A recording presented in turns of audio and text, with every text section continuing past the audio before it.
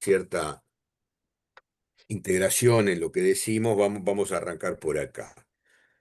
Habíamos dicho, tenemos un gobierno nacional, un gobierno departamental, o sea, uno no, 19 gobiernos departamentales, uno por departamento, intendentes, miembros de las juntas departamentales, o sea, la intendencia es la rama administrativa, las juntas departamentales son la rama legislativa. Conviene no confundir junta departamental con junta local, que son cosas distintas. Las juntas locales son organizaciones administrativas que, digamos, se ocupan de cosas, casi podríamos decir por delegación de la intendencia. O sea, cuestiones administrativas, bueno, esa era la solución anterior a esta última. Esta última supone una desconstitucionalización del tema, o sea, ¿qué significa desconstitucionalización? Significa que hay cosas que la propia Constitución reconoce, digamos, reconoce, no, delega, podríamos decir, en la ley. Lo que se resuelva por ley será lo que se aplique, ¿no? Pasa con varias cuestiones, ¿no? Y es todo un tema que además, fíjense ustedes que le resta rigidez a la solución política, digamos, porque si se puede resolver por ley, una ley deroga a una ley anterior y no hay ningún problema en ese sentido. No hay un problema de inconstitucionalidad si la propia Constitución admite que sea la ley la que regule un determinado tema, ¿no? De cualquier manera, como esto está previsto constitucionalmente, digamos algo, ¿no? Al respecto. Primero son autoridades desconcentradas, vamos a hablar de sistemas orgánicos y ahí veremos lo que es desconcentrado, pero podemos adelantar lo siguiente, que una autoridad desconcentrada es una autoridad que está subordinada a un jerarca, ¿no? Entonces, de última, es el jerarca el que resuelve. Hay todo un sistema de recursos administrativos que termina con la decisión del jerarca que puede dejar sin efecto, por ejemplo, o sea, revocar un acto de una autoridad inferior, subordinada, desconcentrada, podemos decir, ¿no? O sea, desconcentración no es descentralización. Descentralización implica una especie de corte de la línea jerárquica, mientras que desconcentración no es un corte, es subordinación, está por debajo del jerarca. Bueno, entonces la previsión que había era la siguiente. Las juntas locales, en principio desconcentradas, como en principio lo son los municipios, dicho sea de paso, y además cuando se cumplían determinados requisitos, o sea, más de 10.000 habitantes, interés para el desarrollo del turismo, entonces en ese caso se admitía la posibilidad de que fueran electivas y que fueran autónomas. Y esto se dio en tres casos, ¿no? Río Branco, Bella Unión y San Carlos. Había leyes aprobadas por la mayoría absoluta de integrantes de cada cámara, o sea, la mitad más uno de los integrantes, digo, 50 diputados o representantes y 15, a ver, digo bien, 15, sí, digamos 16, para más seguridad, 16 senadores, ¿no? Entonces, por esa mayoría podía declarársele, si se cumplían los requisitos, la autonomía y la Te regalo la posibilidad. receta de este cheesecake de Lotus. Sí. Bueno, ¿qué tendrá que ver el cheesecake con esto que estamos diciendo? Este, decía, por mayoría absoluta de integrantes de cada Cámara e iniciativa del gobierno departamental se podían declarar electivas y autónomas, ¿no? Bueno, la modificación del artículo 287 abre el juego. Jaime, había una Entonces, salvedad. Punta del Este tenía junta local autónoma, ujú, no claro. electiva. Bueno, mirá, está bien. sea, Gracias por el dato. San Bien, Carlos era autónoma electiva, pero Punta del Este era solo autónoma, no electiva. no electiva. Ajá. Claro, autónoma significa no estar directamente subordinada a la jerarquía, ¿no? Entonces ahí es reforzar su competencia, darle posibilidades mayores que las normales, digamos, ¿no? Una competencia mayor, la posibilidad de resolver este, más cosas, digamos, ¿no? Bien, bueno, a ver, esperen un poquito, está partiendo la pantalla. Mm, a ver, porque ahí estoy compartiéndolo, acá, está bien. Este, ahí estamos. Bueno, entonces se abrió un poco el juego, ¿no? Habrá una autoridad local en las localidades con más de 2.000 habitantes que pueda ser unipersonal, digamos, una figura que bien podría ser denominada alcalde, ¿no? O como fuera, o pluripersonales. Y la forma de integración, el número de integrantes, las calidades exigidas serán establecidas por la ley. O sea, en esto el constituyente dijo que se resuelva por ley, ahí seguiremos lo que diga la ley, que es una ley, ¿no? O sea, no es que ahí estamos cambiando la Constitución, simplemente el constituyente abrió un espacio, diríamos, para poder resolver por ley estos aspectos, ¿no? Y como es por ley, no tenemos problema de inconstitucionalidad. Bueno, lo último que dice ahí en esta placa es si podría haber una autoridad local pluripersonal que no sea una junta local. Esto se ventiló ante la Suprema Corte de Justicia porque se planteó la inconstitucionalidad, por ejemplo, de que los llamados alcaldes fueran un cargo, titulares de un cargo remunerado, pero la Corte terminó diciendo, y no deja de ser un argumento interesante.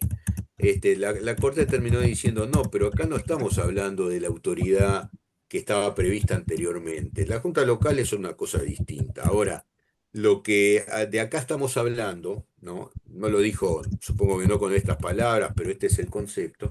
De lo que acá estamos hablando es de la previsión del artículo 287. O sea, le dieron la chance al legislador de regular todo este aspecto, toda esta materia.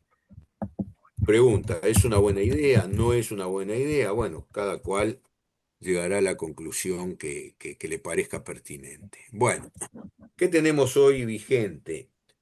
¿Cuál es la ley? Bueno, la ley es la ley 19.272 de 18 de septiembre de 2014. Hubo una regulación anterior que prácticamente quedó derogada, que era bastante parecida, ¿no? Y define al municipio como un tercer nivel de gobierno y administración. Esto de tercer nivel de gobierno quizás pueda ser un aspecto discutible, ¿no? Porque hasta dónde el municipio es un nivel de gobierno. Yo la composición que me hago, ¿no? Es la siguiente, que en realidad los municipios son como una especie de dirección, de oficina de los gobiernos departamentales, o sea, de las intendencias, separadas, o sea, no están en el edificio de la intendencia, están en la localidad.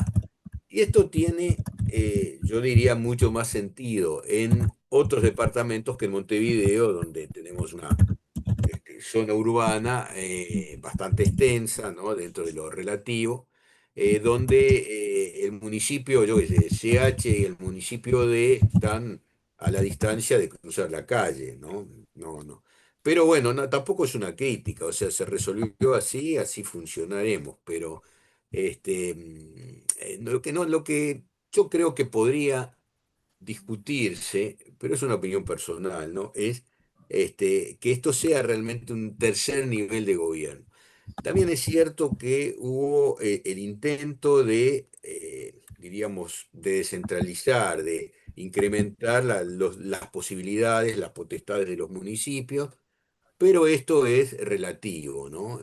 Yo les contaba, me parece, en la última vez que nos encontramos, les contaba aquella expresión de la que fue intendenta de Montevideo, la profesora Olivera, que le preguntaron, bueno, y si hay una discrepancia entre lo que dice el municipio y lo que dice la intendencia, ¿cómo se arregla? Y ella dijo, habrá que hacer lo que diga la intendencia, ¿no? Como diciendo, yo no voy a renegar de las potestades que tengo como intendente, ¿no? Como intendenta.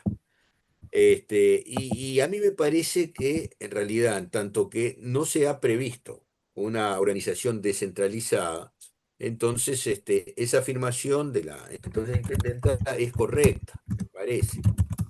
Bueno, de cualquier manera está definido como un tercer nivel de gobierno y administración, de manera que la idea de que fuera una especie de gobierno, diríamos, más abajo, fue la idea de los legisladores.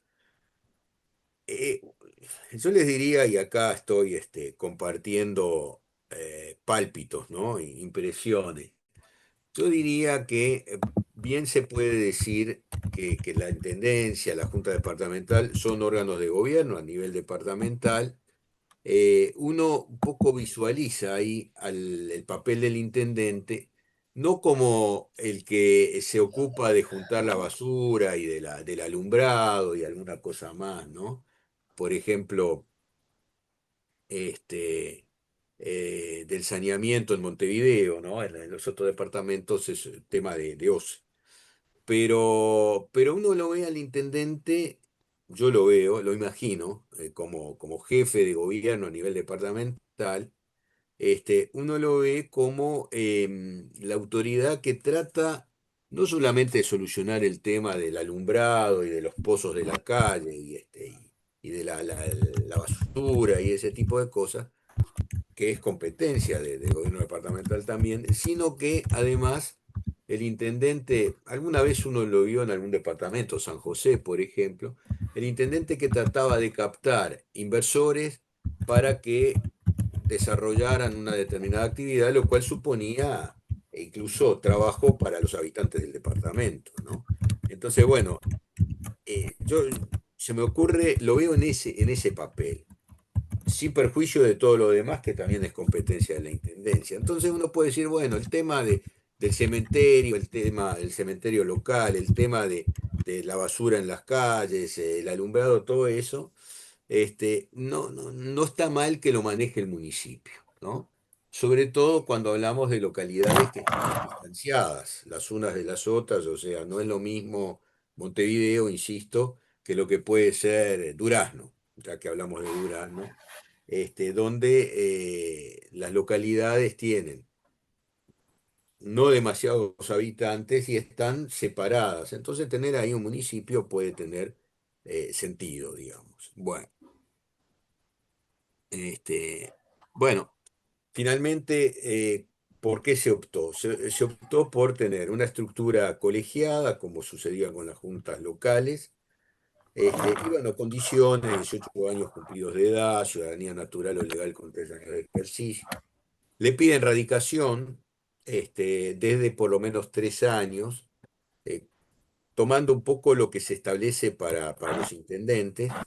Y bueno, incompatibilidad, ni el intendente ni los miembros de la Junta Departamental pueden integrar estos órganos, ¿no? Que son los municipios. Bueno, además de esto tenemos, ya comentamos lo que pasó con la Suprema Corte de Justicia, lo que resolvió la Suprema Corte de Justicia. El titular de la lista más votada, del lema más votado, que es un concejal, también como los otros cuatro, cambia de nombre, se denomina alcalde y será el que presida el municipio, ¿no? Los demás se llaman concejales.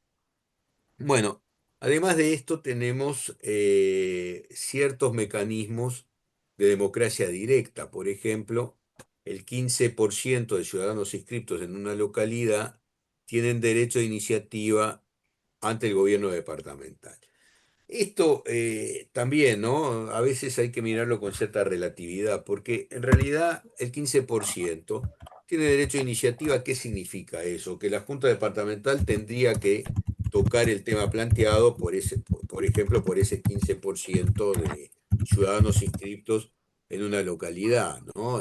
Queremos disponer de tal solución a nivel departamental. Bueno, somos los habitantes de Cerro Chato, vamos a plantearlo, juntamos las firmas y acá está. Lo que quizás se esté olvidando es que el derecho de petición la tiene no el 15% de ciudadanos inscritos, lo tiene cualquier persona. Por un lado, uno puede decir, bueno, pero esto es distinto, porque cuando pedimos el 15% estamos situando la temática a un nivel distinto. O sea, podemos reclamarle al gobierno departamental, al intendente, a la junta departamental, que traten el tema y que discutan el tema y que aprueben algo a favor o en contra del tema planteado. Eso puede ser un punto de diferencia, ¿no? Bueno, ¿cómo se financia esto? Bueno, por un lado, no, a ver, estos municipios, no estamos hablando del municipio que se menciona en el artículo 21 del Código Civil, al que se le reconoce personería jurídica, pero en definitiva, lo que se menciona en el Código Civil es la intendencia, el gobierno departamental. A diferencia de esto, estos municipios no tienen personería jurídica, no por el momento, digamos, ¿no? Entonces, ¿cómo se financian lo que hacen? Bueno, lo que se ponga en el presupuesto del departamento, lo que se le asigne por norma, por presupuesto nacional o por normas presupuestales a nivel nacional. Acá podemos, digamos, el presupuesto es una vez cada 5 años. Se remite el proyecto dentro de un plazo a partir de la asunción del nuevo gobierno. Pero también hay presupuestos departamentales y también hay todos los años, en ocasión de rendir cuentas de lo que se aprobó en el presupuesto nacional, las leyes de rendición de cuentas admiten el tener elementos propios normas presupuestales, digamos. O sea, por un lado, dejamos de tener un presupuesto anual, como tuvimos en algún momento, pasamos a tener un presupuesto quinquenal, pero por otro lado, todos los años se puede modificar lo que se aprobó en el presupuesto nacional, por ejemplo. Bueno, el gobierno departamental proveerá, ¿no? Recursos humanos y materiales, le dirá a un funcionario, bueno, ya que usted vive en tal localidad, ¿cómo era la localidad bueno, no importa. La Usted que vive Paloma. en tal localidad, vaya a trabajar, ahí es lo más cómodo, lo que le queda más cómodo, no tiene que trasladarse, y por otro lado le soluciona al gobierno departamental un problema, digamos, ¿no? La falta de recursos humanos en esa localidad. La Paloma era la que La hablábamos. Paloma, sí, sí, gracias. Bueno, em, mecanismos de control. A ver. Mecanismo de control. Acá tenemos, en el último término, en esta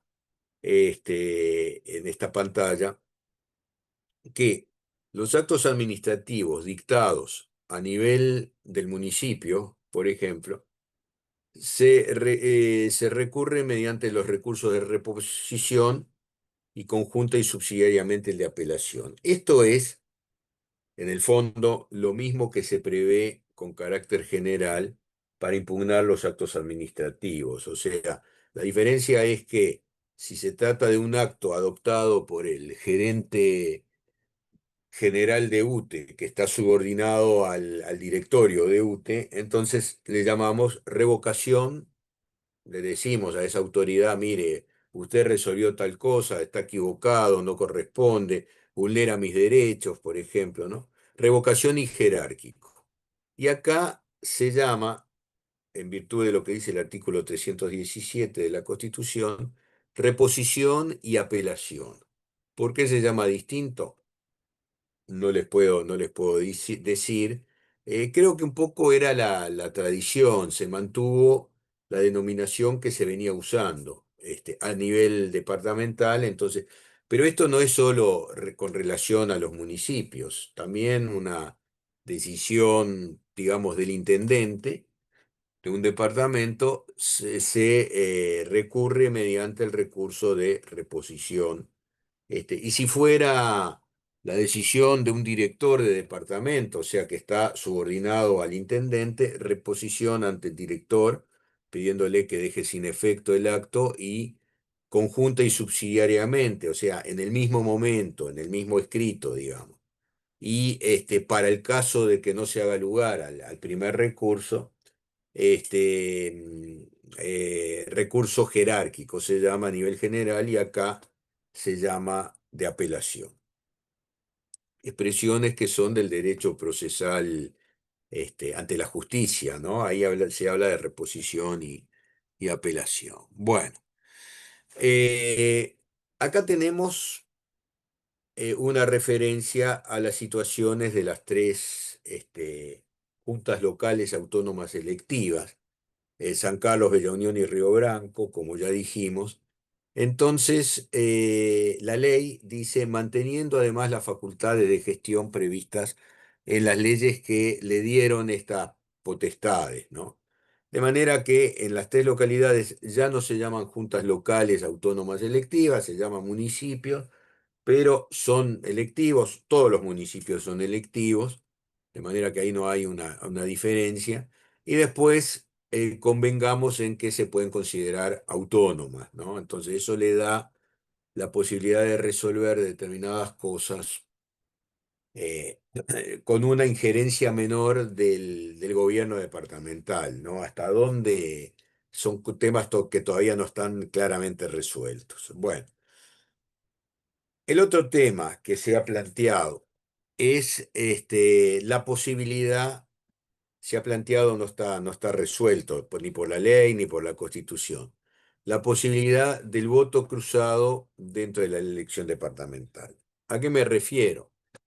Nosotros vamos a las elecciones departamentales, segundo domingo de mayo, y ahí podemos votar en una hoja de votación. Intendente, integrantes de la Junta Departamental, de la misma extracción política que la del intendente, ¿no? Y después tenemos en una hoja separada la posibilidad de elegir por municipio que corresponda a esa circunscripción, por ejemplo.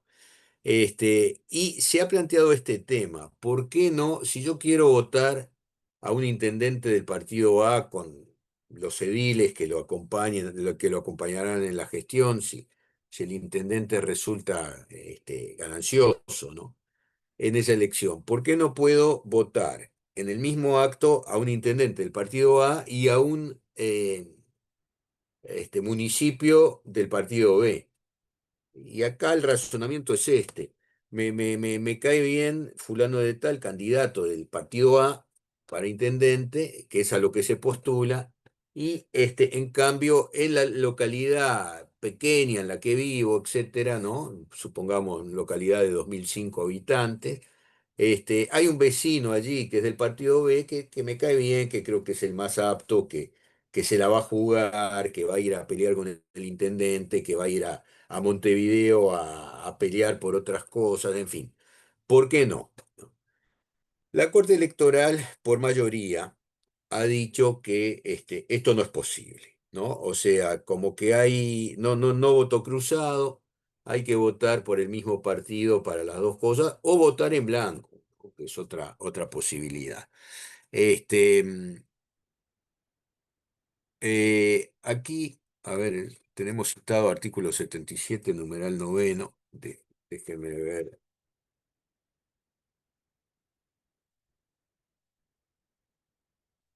77, numeral noveno.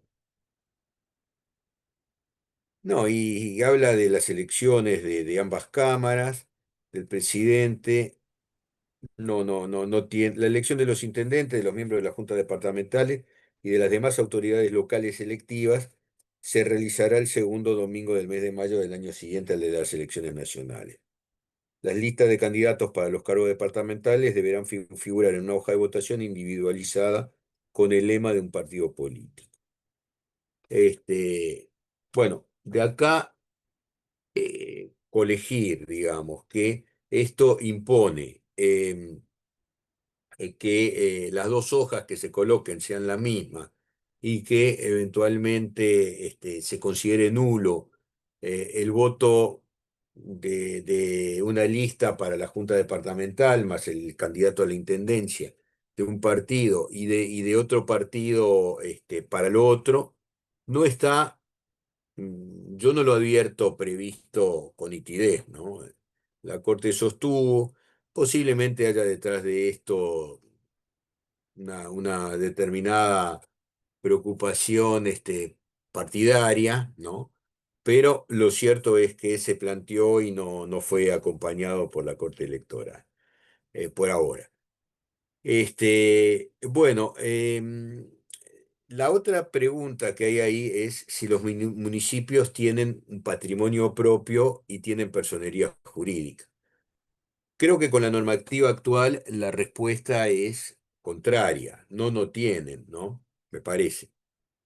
Este, el tener patrimonio propio es parte de la circunstancia de tener personería jurídica. Cuando le reconocemos a una entidad la posibilidad de tener personería jurídica, o sea, ser una persona jurídica, que son, ustedes esto lo van a ver en derecho civil, si no lo vieron ya, prácticamente lo que estamos diciendo es, si tiene personería, puede contratar, puede comprar, puede vender, puede tener bienes en su patrimonio. Entonces, decir que los municipios tienen personería jurídica implicaría, en los hechos, reconocerle la posibilidad de tener bienes propios. Y hoy lo comentamos, lo recuerdo ahora, el Código Civil en el artículo 21 dice que el municipio se considera persona jurídica, pero parecería que no es este municipio.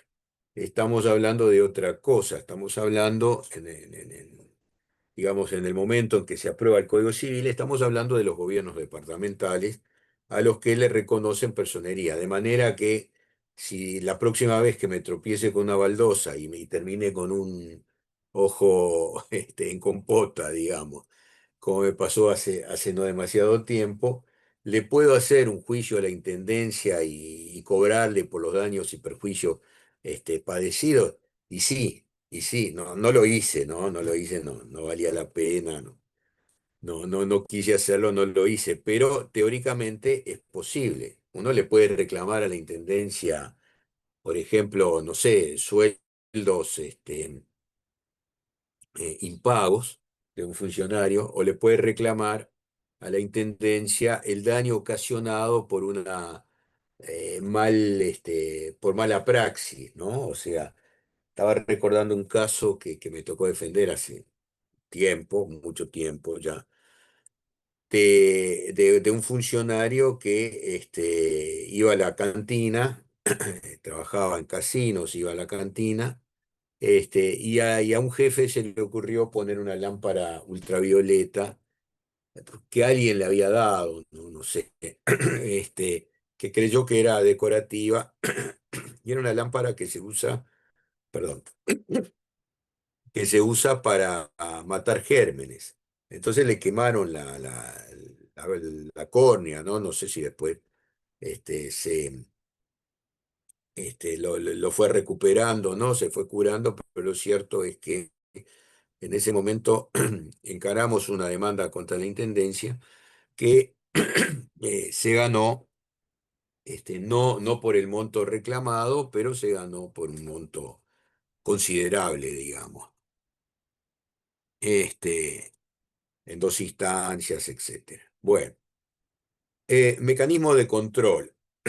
Tenemos, ya lo vimos en su momento, me estoy quedando afónico. Tenemos la posibilidad de declarar inconstitucional los decretos de la Junta Departamental que tengan fuerza de ley en su jurisdicción. Esto no está muy definido qué quiere decir fuerza de ley, pero admitamos que, supongamos, no sé, un servicio departamental que no se le otorga a determinada persona porque se la está discriminando, por ejemplo, ¿no? Entonces ahí, a partir de 1952, que hubo una reforma en este sentido, la Suprema Corte de Justicia puede declarar la inconstitucionalidad y por tanto la no aplicabilidad de estos decretos de la Junta Departamental. La palabra decretos tiene más de una acepción, significa distintas cosas. En este caso son actos legislativos de la Junta Departamental. Por ejemplo, no sé, la fijación la fijación de la contribución inmobiliaria, por ejemplo, que es un tributo, pero es un acto legislativo, ¿no? Después, en materia de de actos administrativos, ya no estamos hablando de actos legislativos de la Junta Departamental.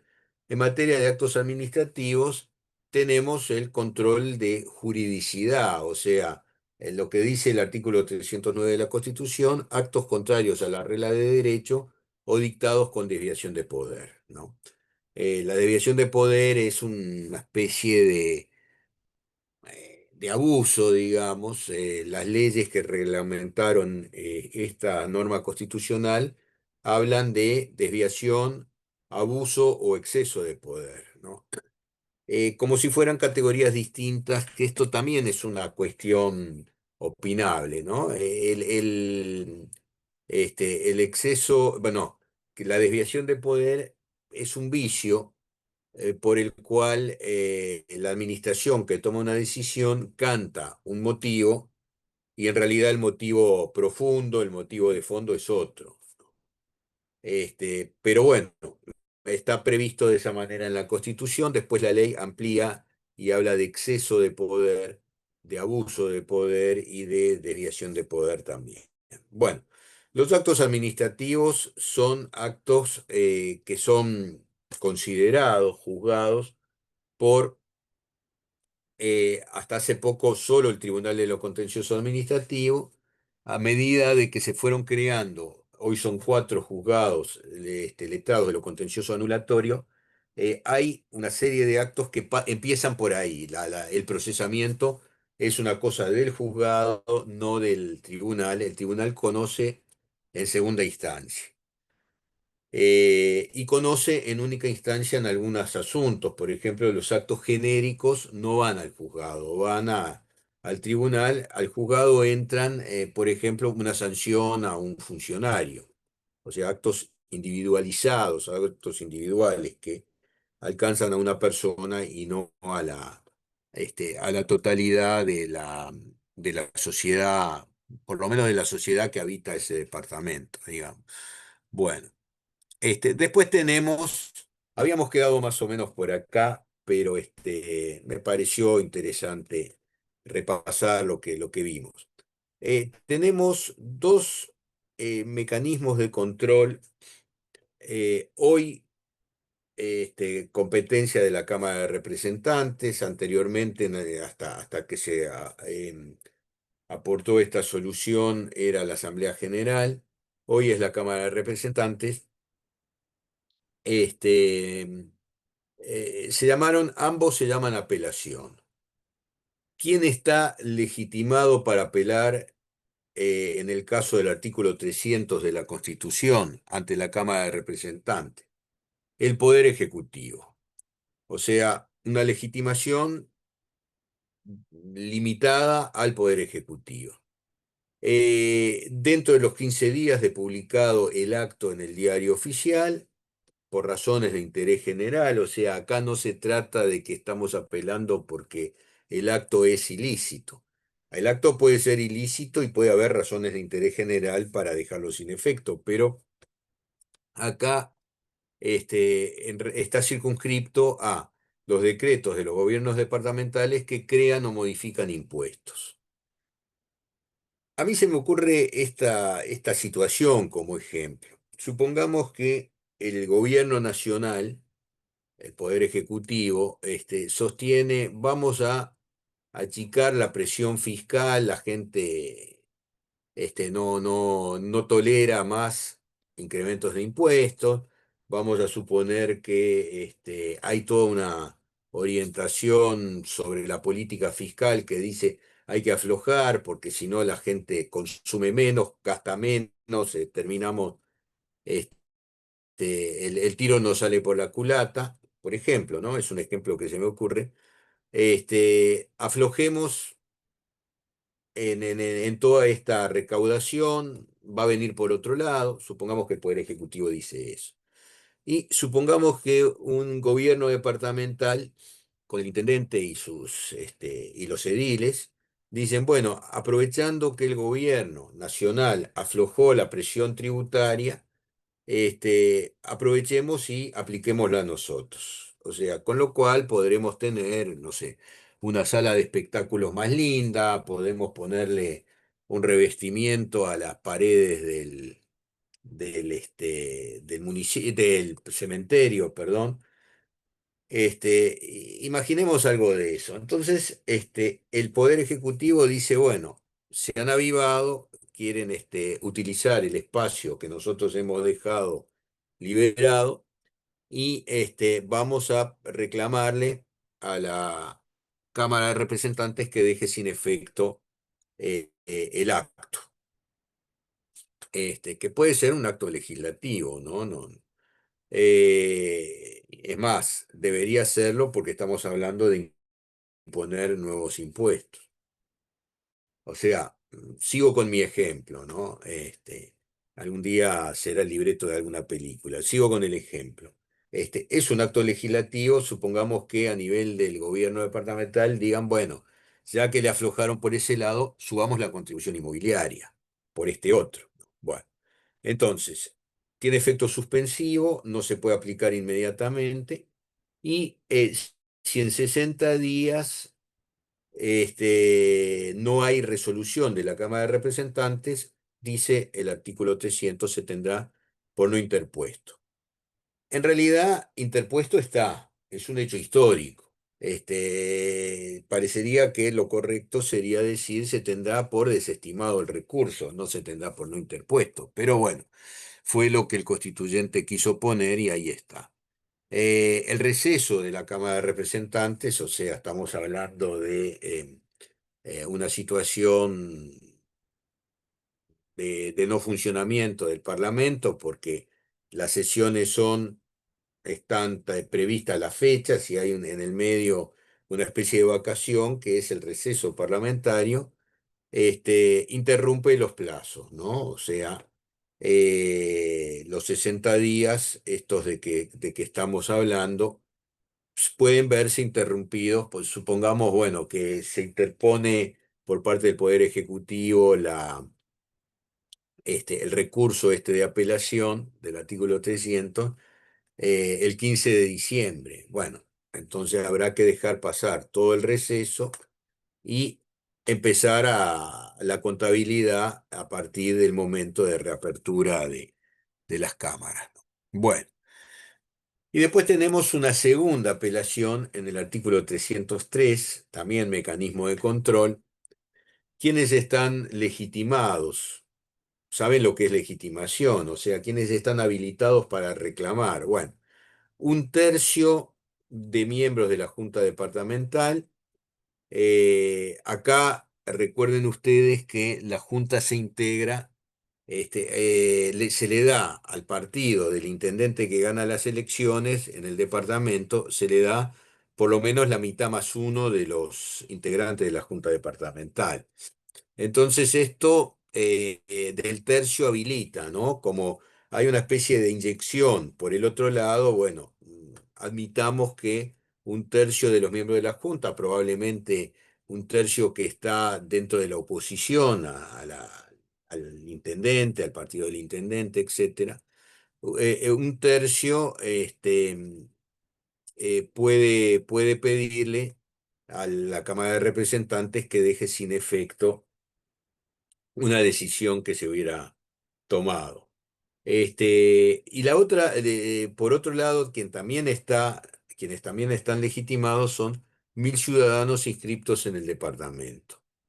O sea, acá hay una especie de, diríamos, recurso o de apelación a una especie de nacionalidad departamental o de ciudadanía departamental, ¿no? Porque uno puede haber nacido en Montevideo y haberse mudado a Canelones y haber trasladado la credencial a Canelones, ¿no? Eso también es posible.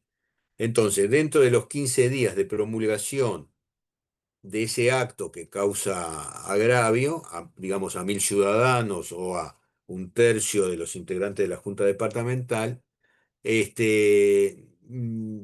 podrían presentarlo y pedirle a la Cámara de Representantes que deje sin efecto.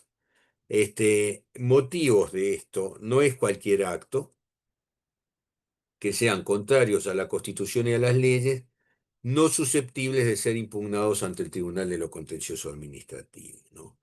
Entonces hay que pensar. Yo tenía un caso previsto, estoy tratando de recordarlo. ¿Qué asunto no es impugnable ante el Tribunal de lo Contencioso Administrativo? En fin, supongamos, sí. A ver, el caso podría ser el siguiente. Se pide para impugnar ante el Tribunal de lo Contencioso Administrativo que la persona esté afectada en su derecho, en su legítimo derecho, o afectada en su interés directo, personal y legítimo.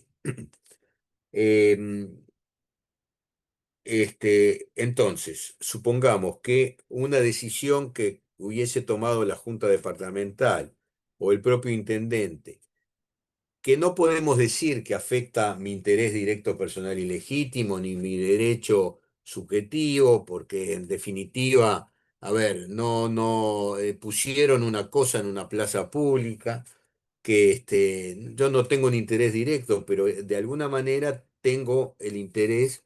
Supongamos que es un agravio a un determinado partido político, supongamos, a una determinada corriente filosófica. Entonces digo, bueno, yo en realidad no puedo decir que está afectando a mi derecho, pero cada vez que voy a la plaza y veo eso, se me produce una reacción alérgica, digamos, ¿no?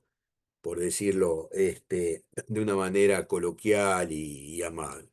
Entonces, no pueden, están insultando la memoria de tal héroe nacional y resulta, a ver, ¿usted es pariente? No, no soy pariente. ¿Usted es descendiente? No, tampoco. Pero ¿sabe una cosa? Yo soy integrante de esta corriente, reivindico el papel de fulano de tal y estos tipos me han metido una cosa que afecta mi sensibilidad, digamos. Por ahí podría venir la explicación. Podría venir el ejemplo, digamos. Bueno,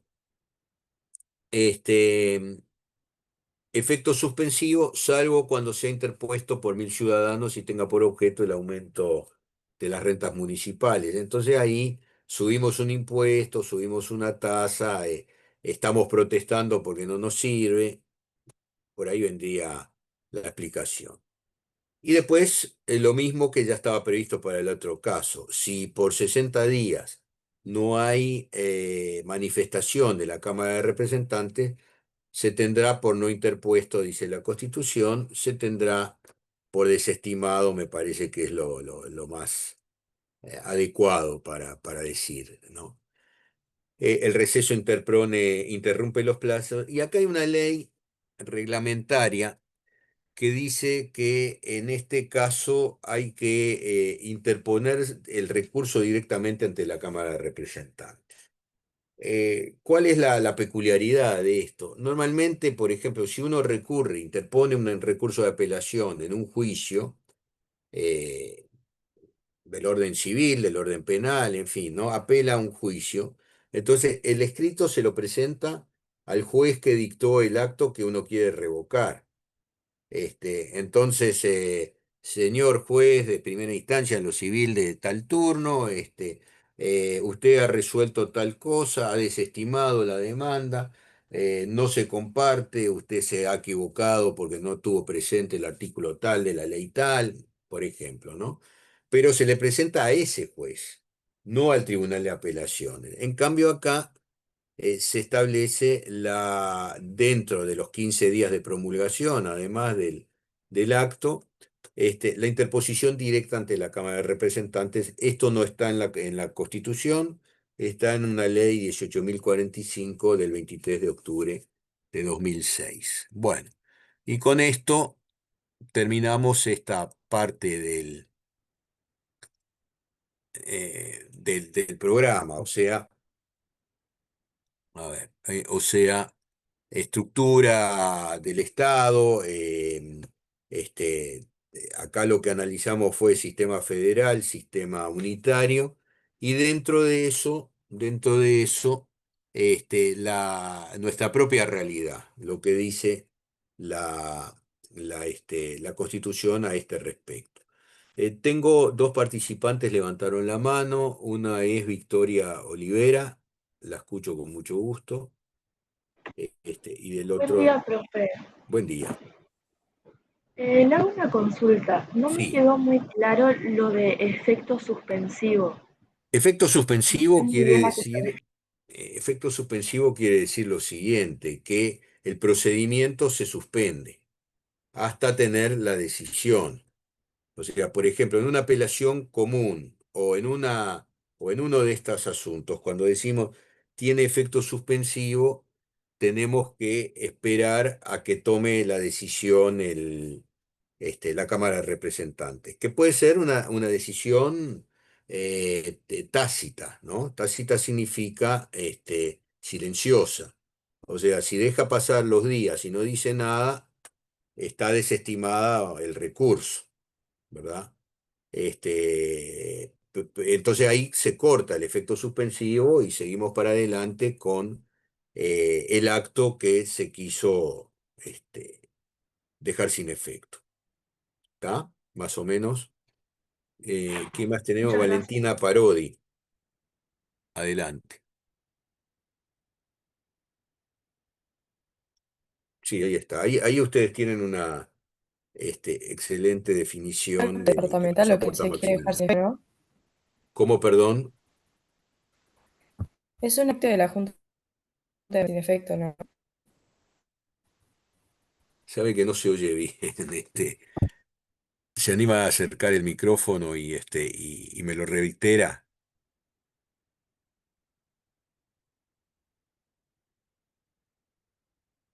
¿Se Desistió, escucha? aparentemente. Sí, ahora sí. Adelante. Ah, no, quería eh, de la intendencia lo que se quiere dejar sin efecto. Entonces está bien. A ver, la intendencia ahí se distorsionó. ¿La intendencia qué? Lo que se quiere, ¿qué es lo que se quiere dejar sin efecto?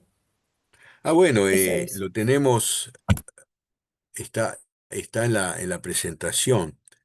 ¿Qué se quiere dejar sin efecto? Por ejemplo, un acto de la Junta Departamental que moleste, ¿no? 303. Los decretos de la Junta Departamental y las resoluciones del intendente contrarios a la Constitución y a las leyes. O sea, acá no es una cuestión de interés general, digo, está bien, de interés general sí, pero que contraría a la Constitución, a las leyes no susceptibles de ser impugnados ante el Tribunal de lo Contencioso Administrativo, serán apelables ante la Cámara de Representantes. Acá lo que se dice es, el camino clásico, el típico, es pretender la nulidad del acto presentándose ante el Tribunal de lo Contencioso Administrativo o los juzgados subordinados que estén funcionando, ¿no?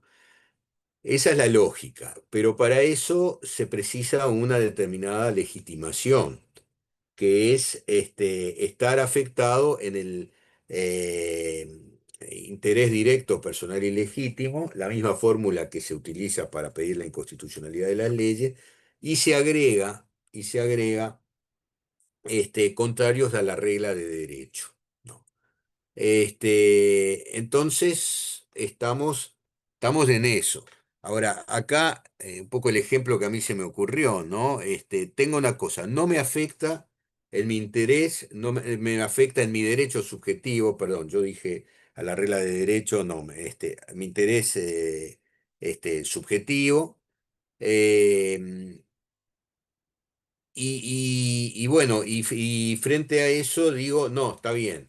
Acá somos 1.000 ciudadanos inscritos en el departamento que no podemos aducir un interés directo, personal y legítimo, ni que nos afecten un derecho, pero lo que acaban de pintarse en la plaza central del pueblo es una defecio, afecta, digamos, las convicciones políticas de un grupo de ciudadanos, etcétera, no debe existir. Y es contrario a derecho, porque ahí está lo otro, ¿no? Es contrario a derecho porque es discriminatorio, porque es excluyente.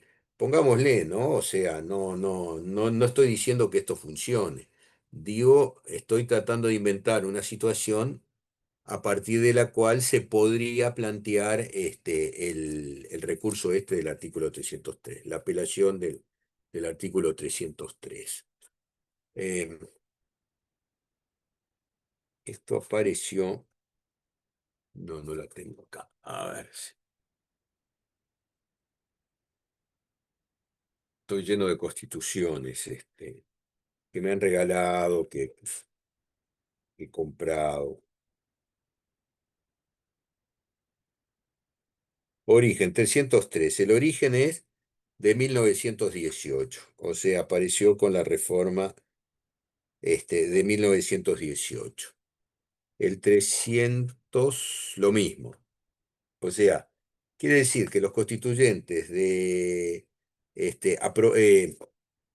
electos, según el procedimiento de 1912, que redactaron el texto de 1918, previeron estos dos artículos. Capaz que hoy ya no tienen el mismo sentido que pudo haber tenido en aquella época, pero bueno, sigue estando ahí y por tanto integra la Constitución de la República, ¿no? Bueno,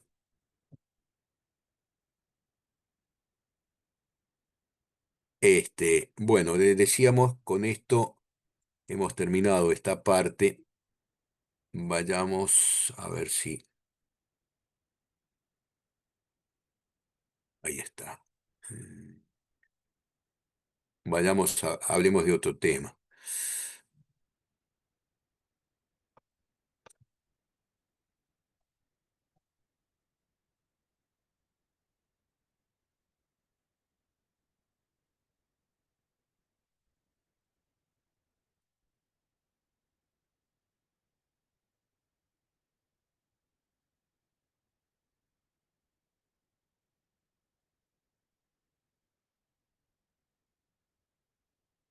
Acá tengo teoría del Estado. Bueno, vamos a hablar ahora de otro aspecto que tiene que ver también con el Estado, que es lo que podemos denominar como teoría del órgano. ¿Qué son los órganos? Los órganos son, también es una palabra que tiene distintas expresiones, ¿no? El órgano, el corazón es un órgano, el instrumento musical es un órgano, ¿no? Pero acá hablamos de órgano en un sentido diferente. ¿Qué es un órgano cuando hablamos de personas jurídicas, como lo es el Estado? Es aquella parte de la organización de la persona jurídica que le permite expresarse.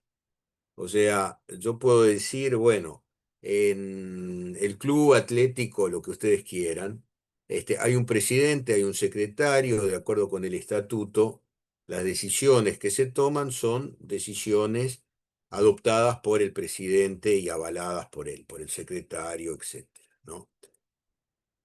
Eh, en el caso del Estado, tenemos un cúmulo de órganos, este, tenemos un cúmulo de órganos que actúan en nombre del Estado. O sea, si ustedes piensan que tenemos una red judicial, con jueces en todos los departamentos, con jueces de paz en todas las secciones judiciales que hay en la República, nos van a encontrar, se van a encontrar, digo, con una gran cantidad de órganos que están impartiendo justicia, por ejemplo.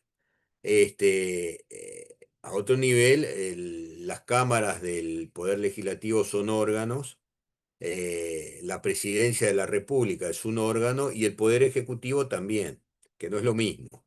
O sea, está bien que el presidente de la República juega este, en ese mecanismo, ¿no? Y opera, y entonces, ¿cómo se pronuncia el Poder Ejecutivo? Bueno, se pronuncia mediante acuerdo del presidente con uno o más ministros, por ejemplo, y se pronuncia en Consejo de Ministros, que es otro órgano.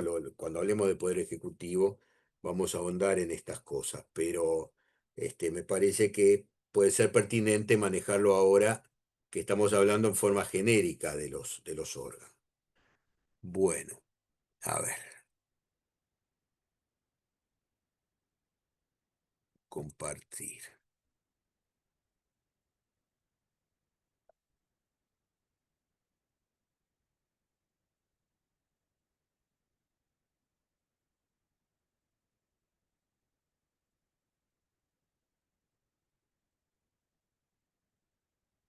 Presentación con diapositivas, desde el principio. Ahí está. Bueno, se ve un poco mejor. Em, ¿Qué tiene que haber para que opere este mecanismo, ¿no? Los órganos que actúan en nombre del Estado y en nombre no solo del Estado, o sea, cualquier persona jurídica que esté en la vuelta, esas que están aprobadas según el artículo 21 del Código Civil y aprobados por el Ministerio de Educación y Cultura, ¿no?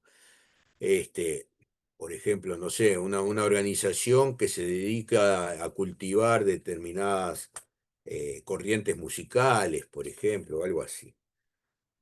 Entonces, cuando actúa, cuando alguien firma y toma una decisión, ¿no? Voy al banco tal o cual y la gerencia me aprueba un préstamo, entonces me llevo el dinero, legítimamente, por supuesto. Me llevo el dinero y bueno, y alguien autorizó ese acto, que tiene facultades para eso. Em, ¿Se acuerdan que hablamos como una teoría de la naturaleza del Estado? Había una escuela allí, una corriente, que era la corriente organicista. El Estado tiene una voluntad, es como si fuera un organismo, y hay, cuando funcionan los órganos, individuos que expresan la voluntad del Estado, o sea, lo que se conoce como el soporte del órgano. Hay una palabra alemana que yo no sé nada de alemán, pero esta sí, que es el Träger. El Träger es el que porta, el que se pone la mochila al hombro, digamos, el que traslada, ¿no? Bueno, entonces, ¿qué pasa? Para que haya una decisión de la gerencia del banco o del poder ejecutivo, o lo que sea, tiene que haber detrás de eso una voluntad humana de seres humanos que este, aprueban la decisión, que se responsabilizan y toman la decisión correspondiente, ¿no? Entonces, eso es, en el fondo, psicológicamente, es una voluntad humana. Ahora, formalmente tenemos alguien que toma la decisión en nombre de esa entidad colectiva, en nombre del partido político, en nombre de del centro de educación privado o público, en fin, cada vez que hay una decisión atribuible a la persona jurídica y en nuestro caso atribuible al Estado, entonces ahí tenemos que hay alguien que aporta sus neuronas, podemos decir, su voluntad psicológica para adoptar una determinada decisión. Eh, Entonces, se manejó, y acá podemos detenernos un instante pensando en similitudes y diferencias, ¿no? se ha hablado de representación. El tema es que el representante es un mandatario. O sea, yo celebro un contrato con alguien para que me represente y tome una decisión en mi nombre. Por ejemplo, iniciar una demanda, por ejemplo, ¿no? Es frecuente darle al abogado, al procurador, un mandato para que actúe en nombre, por escritura pública y todo eso, para que actúe en nombre del representado, ¿no? Entonces, yo puedo darle un mandato a uno de ustedes para que en mi nombre vendan la casa en la que vivo, por ejemplo. No solo mía, ¿no? Pero es un ejemplo, no simplemente. Entonces, cuando uno habla de representación, está hablando de eso. En cambio, en el caso del órgano, es como una parte de la persona. Manejemos este ejemplo. Estoy hablando con ustedes hace una hora y pico, diciéndoles lo que se me ocurre. Parte de esto se estará bien, otra parte serán macanas, pero estoy hablando y transmitiéndoles lo que mi sistema nervioso ha pergeñado en torno a estas cuestiones de las que estamos hablando. En el caso, es decir, no es que esté hablando mi boca, ni mis cuerdas vocales, ni mis pulmones, no, no, soy yo el que habla. Pero tengo la boca, tengo las cuerdas vocales, tengo todo lo demás que me permiten expresarme. Y esto del órgano es un poco así también, o sea, existe la presidencia de la República. ¿Para qué? Para que alguien gobierne y se exprese en nombre del Estado y aplique, promulgue las leyes, por ejemplo, tome decisiones administrativas, por ejemplo. Bueno, entonces, el representante juega de afuera, el órgano juega desde adentro, digamos, podemos utilizar esa figura. No es sujeto de derecho el órgano, es parte de la persona, pero es la parte que, el vocero, el que transmite. Bueno, entonces el titular, el que presta la voluntad psicológica, es el soporte del órgano, el que porta, el Träger en alemán, ¿no? Y cómo elegimos, cómo ponemos en ese papel a alguien. Y bueno, por ejemplo, porque es un funcionario al que lo han designado le han cometido determinadas actividades, ¿no? Por ejemplo, entonces, señor fulano de tal, lo acabamos de nombrar gerente general del Banco de la República y a partir de ahora usted asume esta responsabilidad, ¿no? Entonces, esa calidad de soporte puede ser por herencia, no en nuestro caso, ¿no? Pero sí, por ejemplo, en las monarquías europeas, ¿no? Por herencia, por elección, en definitiva, estamos hablando de un funcionario. Eh, Hay una distinción que Aparicio Méndez, que fue mencionado, ¿no? La pone de manifiesto, entre órgano y cargo. El órgano es el que se expresa por la persona jurídica. El cargo es el que tiene una determinada función que puede no tener el alcance de expresar la voluntad de la persona jurídica, ¿no? Entonces ahí hay una distinción que Méndez ha hecho entre órgano y cargo, que no es muy sencilla, debo confesar, pero por otro lado, si nos ponemos a pensar, nos lleva al siguiente razonamiento. Puedo tener el titular de un cargo que cumple tal función, pero que no toma decisiones. O sea, se ocupa de mantener la puerta abierta, el suelo limpio, etcétera. Ocupa un cargo porque dentro de la estructura del organismo está previsto. Ahora, toma decisiones, habla en nombre del organismo. Bueno, puede haber, me parece, casos un poco límites, ¿no? Por ejemplo, en una estructura de tipo militar o no militar, pero donde el superior puede tomar una decisión y sancionar al subalterno. Y en el momento en que lo hace, está emitiendo una opinión propia de la organización, si estamos hablando de funcionarios, propia del Estado, que podrá ser recurrida con los recursos correspondientes, ¿no? Señor jefe de limpieza, pongámosle, o encargado de limpieza, tal y tal cosa, bueno, usted ha cometido un acto arbitrario, usted no ha tenido en cuenta mi situación, estaba, estaba de licencia legítimamente y usted me sanciona igual porque estoy aquejado de una enfermedad, inventando situaciones, pero que algún día se les pueden cruzar en el ejercicio profesional, por ejemplo, ¿no? Entonces,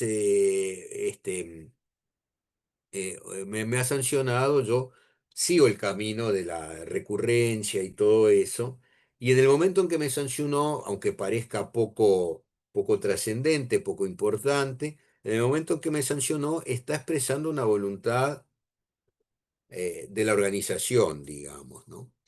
Bueno, a ver, bueno, se pueden clasificar los órganos, acá hay una clasificación que hizo Jelinek, este, que dice órganos inmediatos, los que determinan la forma de la asociación. Si desaparecen, se cae toda la estantería. Por ejemplo, imaginemos un gobierno monárquico, aunque sea constitucional, y un día desaparece el titular del cargo de rey. Entonces, bueno, habrá que pensar en otra solución o habrá que conseguir otro candidato. Bueno, los inmediatos son los que definen la forma, las características de la organización. El rey en Gran Bretaña, el rey en España, por ejemplo. Órganos mediatos dependen de aquellos. Después, según el número de soportes unipersonales, el juez de paz de la quinta sección judicial de Artigas, por ejemplo, es un órgano unipersonal. Pluripersonal es el Tribunal de Apelaciones en lo civil de segundo turno. Tres miembros, tres soportes del órgano, en ese caso. La Suprema Corte de Justicia, cinco soportes que cuando se acaba la gestión de uno por la edad que ha alcanzado, por la cantidad de años de desempeño, entonces allí se le da de baja y habrá que designar a otro para integrar el cuerpo, el órgano, digamos, ¿no? Em, bueno, hace otra clasificación, primarios y secundarios. Los primarios son los que necesitan un órgano secundario para expresar la voluntad. Acá tenemos, por ejemplo, el poder legislativo. Está representando al cuerpo electoral, a la gente que los votó y que podemos decir, los sentó en esas bancas, ¿no? Entonces allí no hay, por lo general, salvo algún caso de democracia directa, no hay eh, exteriorización directa por parte del cuerpo electoral, salvo cuando elige, salvo cuando elige los integrantes. Pero a partir de ahí, a ver si tengo que subir la pena por tal delito, o si tengo que aprobar tal decisión que pretende el Poder Ejecutivo, eso no lo hacemos los ciudadanos, lo hacen. Podemos ir a un referéndum en contra de la ley, o sea, hay situaciones en las que de democracia directa, como les decía, donde esto opera, pero en términos generales lo habitual es que las leyes las aprueba el, el Parlamento, que sería el órgano secundario. Después, órganos simples y potenciados. Esto es así, integro, me designan, soy electo miembro de la Cámara de Representantes. Ahí tenemos un órgano simple, según esta clasificación, pero en la medida en que estoy en la Cámara de Representantes, también integro la Asamblea General. No es que me hayan elegido como integrante de la Asamblea General, me eligieron como representante nacional, pero eso automáticamente me coloca en esta en este segundo escalón, digamos. Eso sería un órgano potenciado. Lo mismo pasa con el Poder Ejecutivo. O sea, El presidente de la República me designa ministro de, no sé, de Medio Ambiente, pongámosle. El hecho de ser ministro de Medio Ambiente, con todas las prerrogativas, con todas las responsabilidades que eso entraña, automáticamente me integra en el Consejo de Ministros. Entonces, el día que en el Consejo de Ministros se discute algo, aunque sea de un tema que no tenga nada que ver con el medio ambiente, como ministro integro el Consejo de Ministros. El uso de la primera persona es simplemente un mecanismo tendiente a ayudar el recuerdo más adelante, ¿no? Y a tratar de clarificar lo que estamos diciendo. No es que nadie esté pensando en hacerme ministro, que a esta altura de los acontecimientos no sé si sería una buena idea o sería una mala idea. Bueno, eh, este, órganos independientes y dependientes. O sea, los independientes, su voluntad obliga inmediatamente al Estado, los dependientes dependen de un jerarca que está controlando, que está mirando, etc. Y después tenemos órganos normales y órganos extraordinarios. Acá el ejemplo es, en un sistema monárquico, el órgano normal sería el rey, la corona, y el extraordinario, el regente. ¿Cuál sería el caso? El caso sería que le correspondería la corona, pongámosle a un niño, a un menor de edad, por herencia, ¿no? Entonces el regente es una especie de tutor, el que lo ayuda a tomar las decisiones o actúa como, hoy hablábamos, ¿no? Representante legal de ese menor y toma las decisiones en nombre del otro. Cuando crezca y pueda tomar las decisiones por sí mismo, el regente queda de costado, ¿no? Bien. Otras clasificaciones. Tenemos órganos unipersonales y órganos pluripersonales. Esto en función del soporte.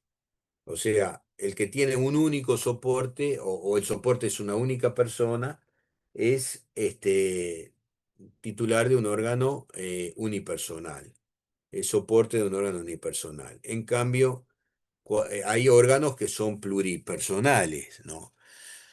Entonces ahí tenemos más de un integrante, más de un soporte, y algunos de estos serían los órganos colegiados, que son aquellos en los cuales los integrantes tienen una situación similar. Por ejemplo, las cámaras son órganos colegiados. El Consejo de Ministros parecería que también, más allá de que el presidente tiene cierta primacía, puede desempatar, por ejemplo. Además, es el que designa a los otros integrantes. Entonces ahí, con alguna duda, podríamos decir que el Consejo de Ministros también es un órgano colegiado. Tengamos presente que en el funcionamiento del Consejo de Ministros el presidente puede quedar en minoría, en nuestro sistema estoy diciendo, puede quedar en minoría. Y entonces ahí la parte de colegiados opera con más fuerza, porque de repente queda en minoría ante una propuesta de un ministro. Claro, de repente el presidente, si no le gusta la propuesta del ministro, al otro día ya no es ministro, lo sustituye.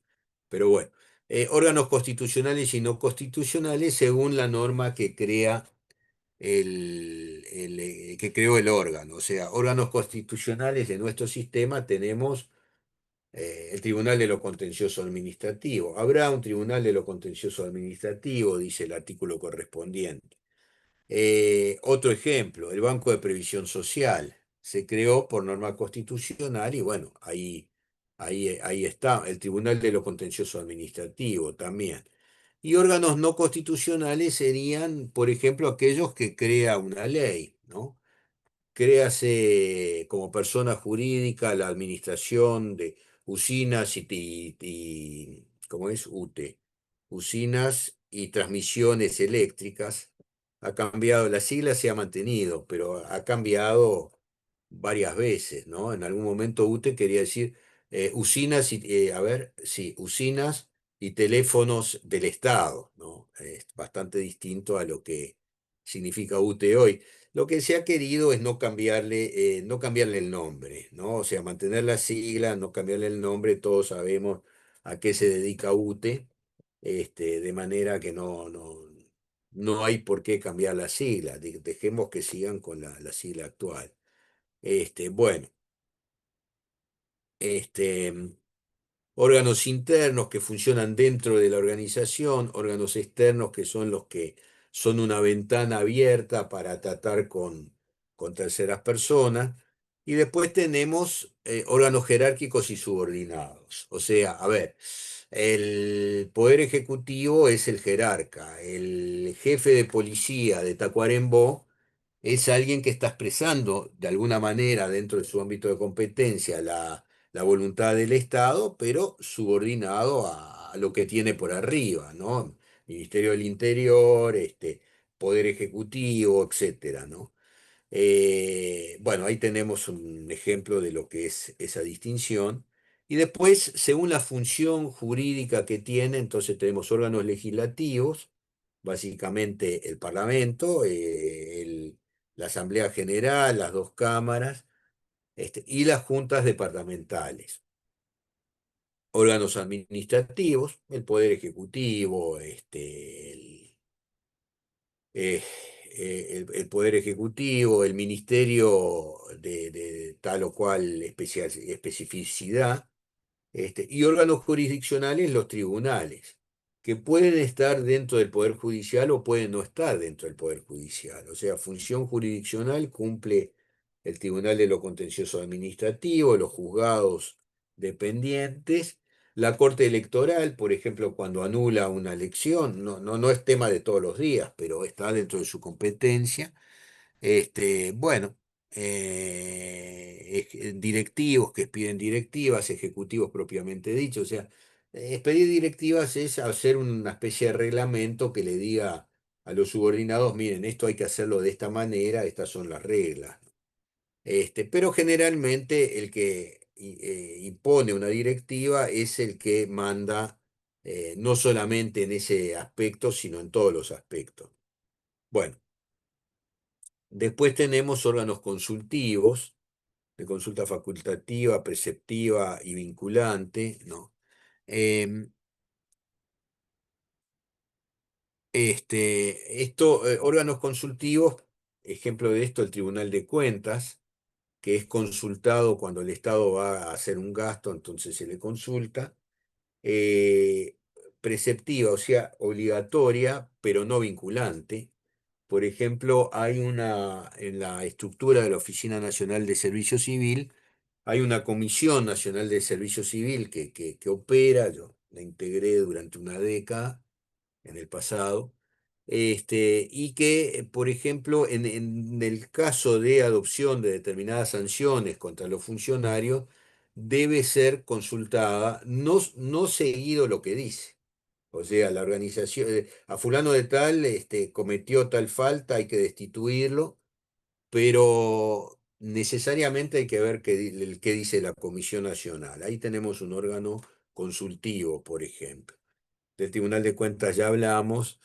Y órganos de control, por ejemplo, tenemos órganos de control de la regularidad jurídica, Tribunal de Cuentas, Tribunal de lo Contencioso Administrativo, los juzgados que están en ese ámbito, la propia Suprema Corte de Justicia cuando controla la juridicidad, la constitucionalidad de una ley, y control de mérito significa que lo que estamos viendo es no si corresponde a derecho, sino si corresponde al sentido común, si corresponde a lo mejor para la administración, para el Estado, para la ciudadanía, etcétera, ¿no?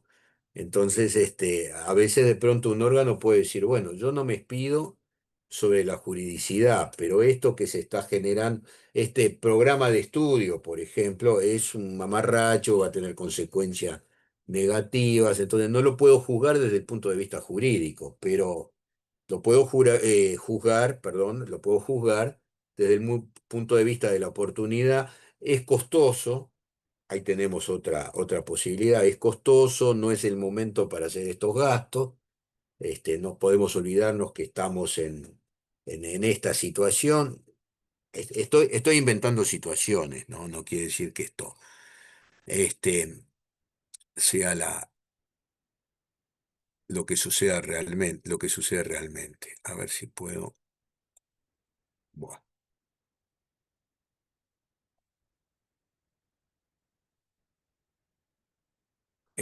Bueno, alguna cosa retomando alguna cosa que hemos dicho, unipersonal, pluripersonal, colegiado. El funcionamiento de un órgano pluripersonal o colegiado demanda algunas pautas de organización. Por ejemplo, que haya, supongamos, se resuelve que hay 2 sesiones por mes. Se supone que para que esté sesionando hay un quórum mínimo, o sea, no sesiona la Cámara de Representantes porque en la parte del Palacio Legislativo donde habitualmente sesiona la Cámara se reunieron 3 diputados. Y bueno, se reunieron 3 diputados. ¿Cómo te va? ¿Qué tal? ¿Cómo anda la familia? Con 3 diputados no alcanza para aprobar una ley. Tiene que haber un quórum mínimo, la mayoría requerida, ¿no? Entonces, mayoría simple, bueno, de los votantes se va a votar por la afirmativa tal cosa, por la negativa tal otra, abstenciones tal otra. Muy bien. Este, mm, a veces hay mayorías especiales. Por ejemplo, cuando en la Constitución nos dice que para aprobar tal cosa, por ejemplo, para sancionar a un legislador, se necesita el voto conteste de 2/3 de integrantes de la Cámara que integra. Entonces ahí estamos hablando de una mayoría especial, no es la mayoría simple, digamos. Bueno, acá hay una cuestión simples y complejos, los complejos serían integrados por otros órganos. Ahora, en realidad, a ver, ¿hasta dónde esto se verifica en la práctica? Que esa es una pregunta que podemos hacernos. Porque la Asamblea General está integrada por la Cámara de Senadores y la Cámara de Representantes, agarraditas de la mano, o está integrada por los integrantes, o sea, hoy hablábamos de órgano potenciado, por los integrantes de la Cámara de Representantes y de la Cámara de Senadores. No obstante esto, que parecería que la solución adecuada es esa, está integrada por quienes fueron electos representantes y senadores, por ejemplo. Fuera de esto, también hay alguna fórmula que se utiliza que puede llevar a la confusión, ¿no? Por ejemplo, cuando se dice la Asamblea General en unión de ambas cámaras, que es una fórmula que se usa, ha resuelto tal y tal cosa. Eh, de pronto algún día, cuando la reformemos, podemos sacarle punta al lápiz y mejorar este tipo de expresión, digamos, ¿no? Pero, bueno, tenemos alguna característica que es el llamado principio de especialidad, que tiene que ver con la competencia. El artículo 190 de la Constitución, que es un artículo que está en sede, digamos, que está dentro de la regulación de los entes autónomos, de los servicios descentralizados, establece, digamos, el límite de la competencia. Podemos hacer lo que podemos, lo que las normas nos autorizan, pero no podemos hacer lo que no está previsto. Ni siquiera decimos lo que está prohibido. Lo que no está previsto no corresponde, ¿no? Entonces, ahí si ustedes ven el artículo 190, se van a encontrar con este principio de especialidad. No pueden hacer nada ajeno al giro. El artículo 72 de alguna forma complementa esto del 190. Em, Acá, esto por ejemplo, hubo una gran discusión en torno a esto que no ha cesado, en el fondo, en torno a si Antel podía o no podía erigir Antel Arena, o sea, un espacio deportivo, una especie de cancha bajo el logo de Antel, con la plata de Antel, etcétera. Ahí hubo una discusión bastante profunda. Por un lado se decía, en defensa de la idea, se dijo que en general las empresas de comunicaciones tienen un estadio, tienen arena, se llama, ¿no? Es parte de la publicidad. En contra se dijo, bueno, es admisible que Antel utilice mecanismos de publicidad y campañas de publicidad porque está en competencia con otras empresas. Ahora entra una nueva, ¿no? Se va a Movicom y compró esta nueva. Está Claro y bueno, y está Antel. Y se dijo, está bien que Antel haga campaña publicitaria, es natural, está en competencia, es una empresa más que está dedicada a esta actividad, pero por otro lado, sí, está bien, pero siempre dentro de determinadas pautas, o sea, Antel Arena tuvo un costo importante, eso fue criticado, bueno, en fin, y ese es el debate, ¿no?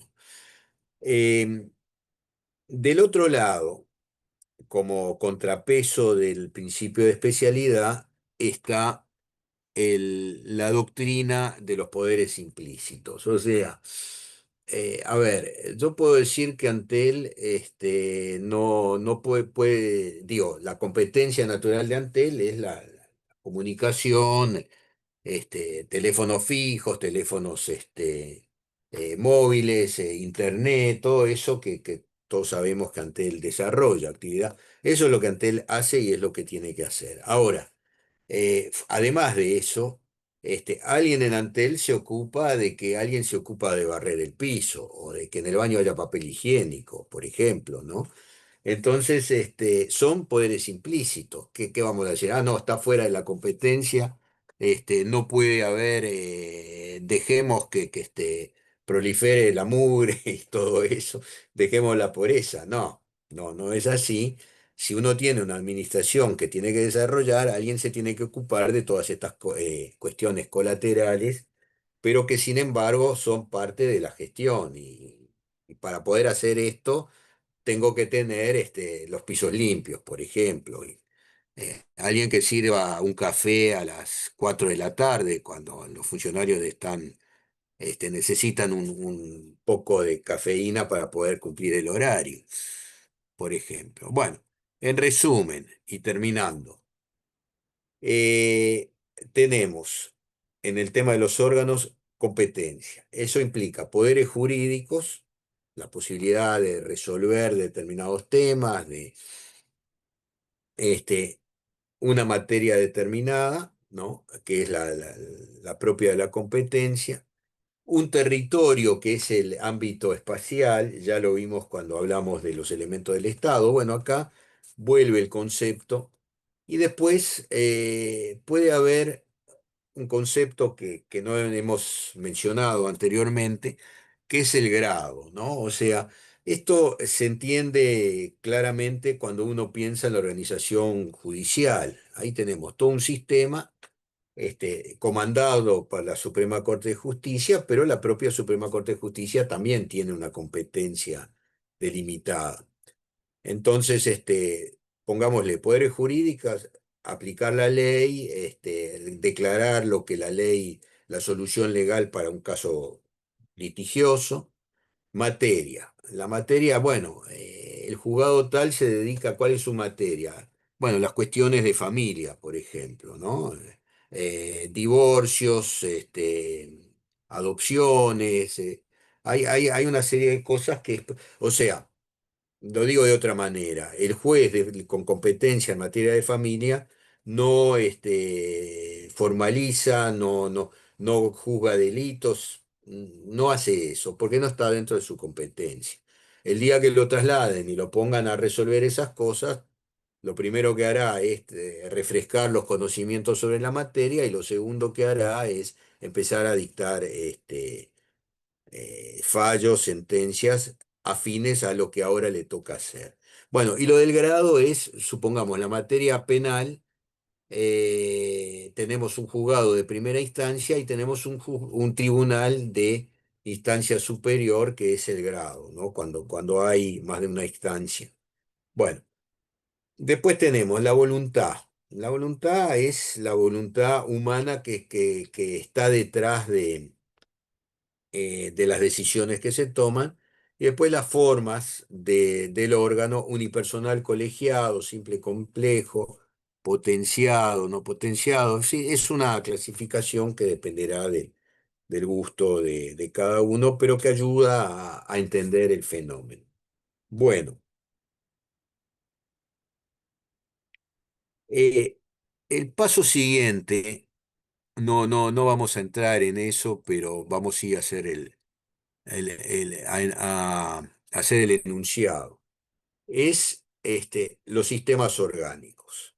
Esto tiene que ver con lo siguiente, o sea, hablamos de órganos, acabamos de conversar lo que los órganos hacen pero los órganos no están allí flotando, circunvalando la luna, ¿no?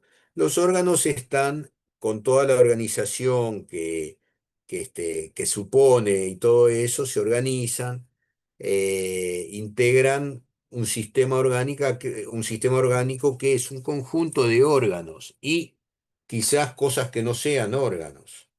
¿No? Hoy hablábamos de lo que decía Méndez, dice, alguien puede ser un funcionario y no ser un órgano, y uno puede salir al cruce y decir, sí, está bien, pero cada vez que esa persona toma una decisión, si es que la puede tomar, si es que tiene competencia para tomarla, está hablando en nombre del Estado, también. Entonces ahí opera como una especie de órgano, ¿no? Yo digo, por ejemplo, el funcionario que sanciona a un subordinado porque se quedó dormido, porque no cumplió con lo que tenía que cumplir, por ejemplo, y eso. Entonces, la toma de decisiones no es lo de todos los días, pero en una circunstancia determinada toma la decisión y actúa como si fuera un órgano. Por ejemplo, el docente que califica un examen, por ejemplo, ¿no? Supongamos de docente de la enseñanza pública, lo que hacemos nosotros acá, ¿no? En otro lado es distinto. Y bueno, toma una decisión y actúa como en nombre de la entidad que está representando en el fondo, ¿no? Por ejemplo.